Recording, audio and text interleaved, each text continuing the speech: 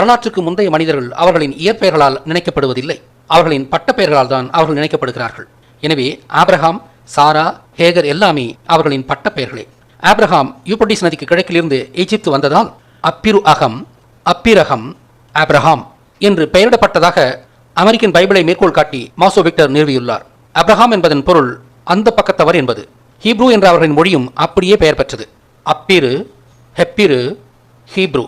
எனவே இந்திய பிராமணரின் வெற்று பிதற்றலுக்கு அப்பால் ஆபிரஹாமுக்கும் பிரம்மாவுக்கும் உண்மையில் எந்த தொடர்பும் இல்லை. சார் என்றால் சார்ந்திருத்தல், சாரா என்றால் சாராதிருத்தல்.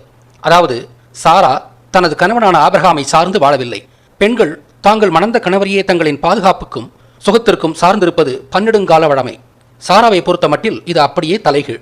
உண்மையில் ஆபிரஹாம் தான் சாராவை சார்ந்து வாழ்ந்தான். அவன் சென்றவிடமெல்லாம் சாராவை பாலியல் அடிமையாக விற்று சுகமாக வாழ்ந்தான். சார் பிளஸ் அல், சாரால், சாரா. சார் என்றால் சார்ந்திரு, அல் என்றால் இல்லை. எனவே சாரால் என்றால் சாராதவள் என்று பொருள். ஜெனிசிஸ் அத்தியாயம் 12 வசனங்கள் 11 - 13 வரை படிக்கிறேன், கேளுங்கள். அவன் எகிப்தில் நுழையும் போது தனது மனைவி சாராவிடம் இப்படி சொன்னான்: நீ மிகவும் அழகான பெண். எகிப்தியர்கள் உன்னை பார்த்தவுடன் உன்னை அவர்களின் மனைவி என்பார்கள். பிறகு என்னை கொன்றுவிட்டு உன்னோடு வாழ்வார்கள்.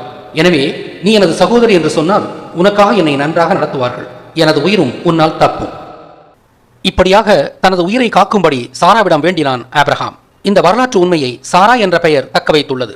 தனது கணவனை சார்ந்து வாழாதவள் என்பதாலேயே அவளுக்கு இந்த பட்டப்பெயர் வந்தது. ஆக சாராவுக்கும் சரஸ்வதிக்கும் எந்த தொடர்பும் இல்லை. சரஸ்வதியின் நாமத்தால் சாரா பெயரிடப்பட்டார் என்று இந்திய பிராமணர்கள் சொல்வது வெற்று பிதற்றல்.